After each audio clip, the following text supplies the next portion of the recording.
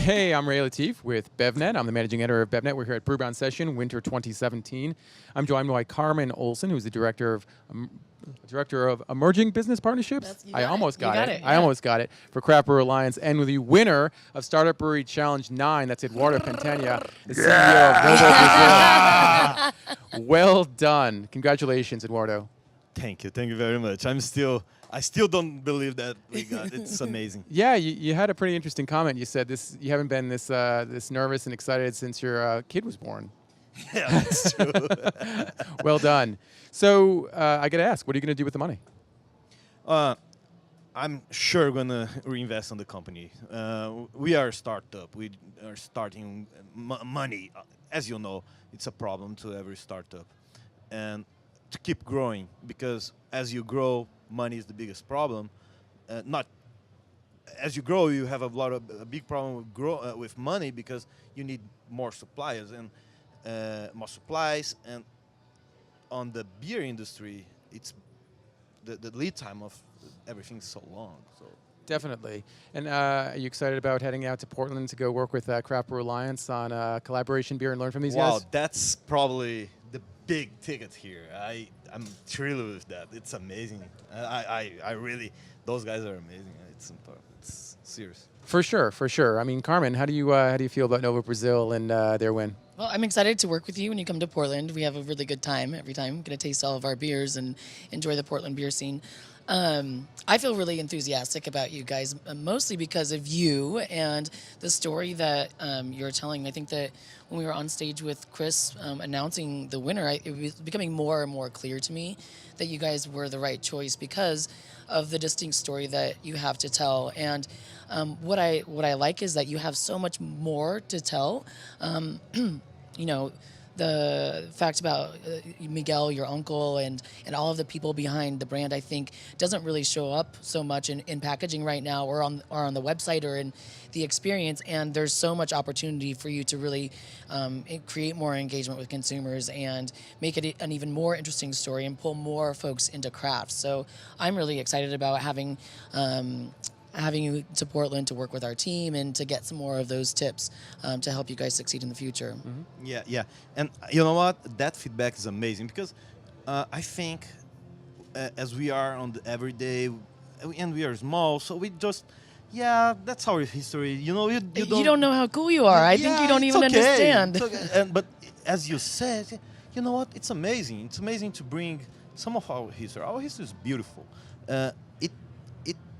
It is 150 years old history about alcohol, about beverage, about brewing, and it's amazing. I think we're gonna be able, if your helps, I think it's gonna be able to show the artists, the creation process it's another big step. I spend probably 30% of my time just talking with the guy in Brazil, which is the artist, and it's 6-hour time zone, so it's a problem. Yeah. Just talking about that and understand how we're gonna show our package, and we take care. I just have one request. Yes. Can you bring me some cachaça when you come? Yes. So, Eduardo, I think there was some question about the branding of your beer as a Brazilian brand and sort of integrating the culture of Brazil into who you are and what you're about. Do you see yourself as a Brazilian beer brand? Do you see yourself as an American beer brand that really embraces Brazil and its culture?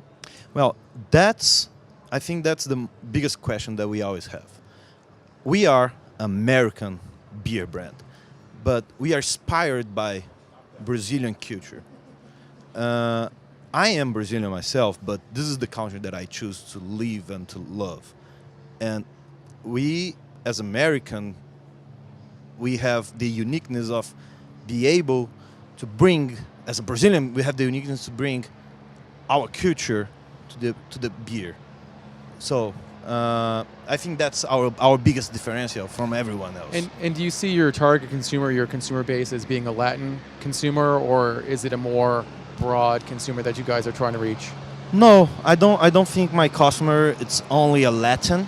Actually, I would tell you that probably I have a ballpark number by the tap room and what I can see in the retail. It's about 80%. It is not Latin. It's the craft beer drinker that wants something different, just different from the 6,000 other brands that there is in the United States. We can say that we are the only one that has a differential. Everyone else, you have 100 surf beers. You have 100 other kind of. We have a uniqueness here, and that brings a lot of curiosity from all kind of buyers, not just Brazilians or Latins and everything.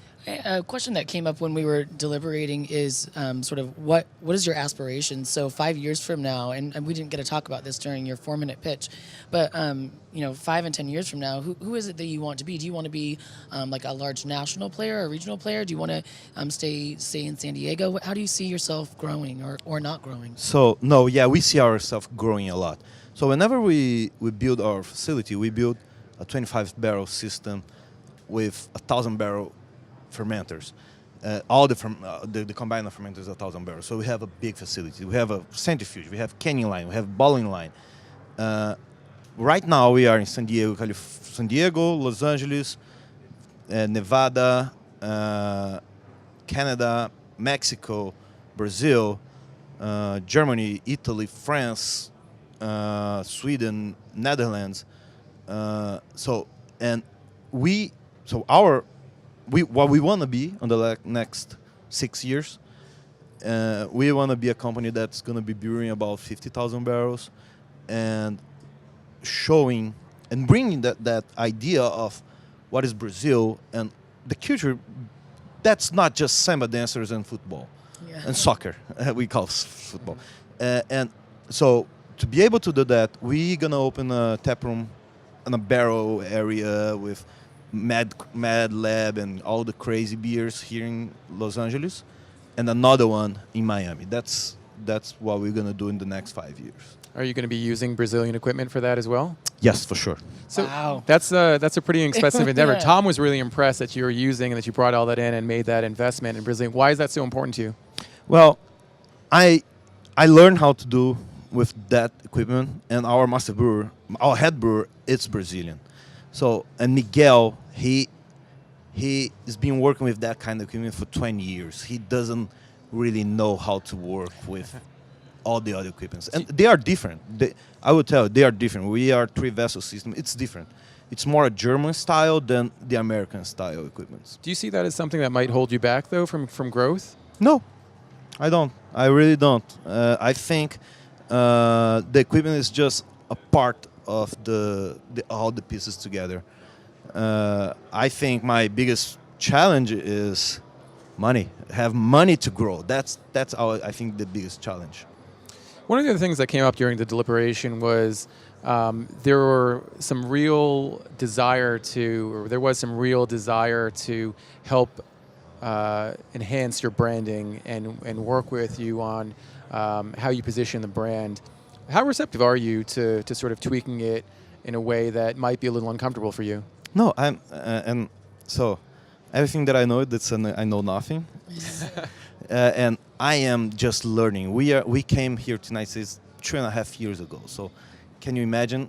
We are super new in the United States. In Brazil, I would tell you we know everything, but here, no, we know nothing. We are just learning, and this is the most mature craft beer scenario of the world. So, I need to learn.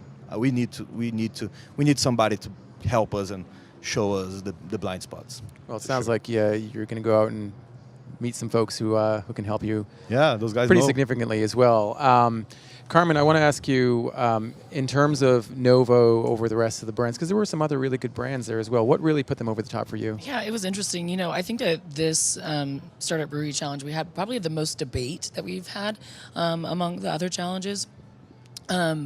For me, what stood out was really the story behind what you guys are working with. Sure, there are some things that I think that could be tightened and tweaked, but I think that you have the most potential in connecting with a new audience and also telling a story that's much different than the others. I think, like I said when we were announcing the winner, we have a history of talking to ourselves in craft beer, and what I like is that this is a new story that talks to a different audience. Even though 80% of the folks that come in are non-Latino, I think that it helps tell a new story. I mean, that you guys have that you are from Brazil and that you have Brazilian equipment and you use Brazilian ingredients. This is a really rich story that hasn't been told in craft beer, and also I think that it sort of takes what's working in imports and translates it to craft. So there are lots of interesting things about what you guys are doing that's for me made you stand out among the others. Great feedback. And Eduardo, once again, I mean, I feel like you're on cloud 9 right now, and I'm so happy for you. Sure. Congratulations again on the really big win. What are you going to do now? Well, to be honest, I have to go back to San Diego and work. So I will probably drive back today at night after we have our a little happy hour here, and tomorrow we'll have to brew. You'll be smiling ear to ear, no doubt. Yeah, for sure. Very good. Well, thank you so much, Carmen. Thank you so much to Eduardo, and thanks to our sponsors of the Livestream Lounge. That's Siemens and NBWA.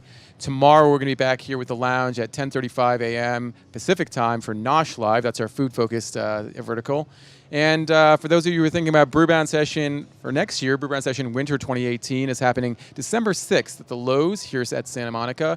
Super early registration begins now. Sign up, save a lot of money. You can do it. Thank you so much for watching us here on the live stream. It's been a great conference. We hope to see you here again in 2018 and hope to talk to you again before that as well. For Carmen and Eduardo, I'm Ray Latif. We'll talk to you next time.